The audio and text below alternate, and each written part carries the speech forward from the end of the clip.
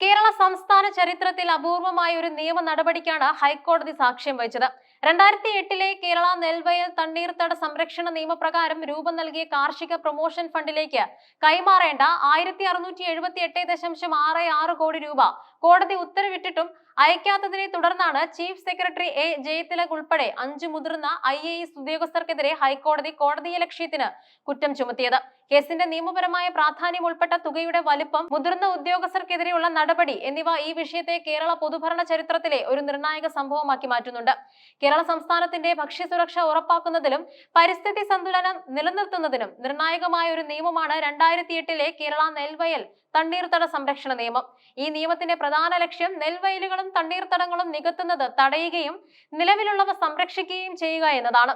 എന്നാൽ ചില പ്രത്യേക സാഹചര്യങ്ങളിൽ നിയമത്തിലെ വ്യവസ്ഥകൾക്ക് വിധേയമായി നെൽവയലുകൾ നികത്തി മറ്റ് ആവശ്യങ്ങൾക്കായി ഉപയോഗിക്കാൻ സർക്കാർ അനുമതി നൽകാറുണ്ട്.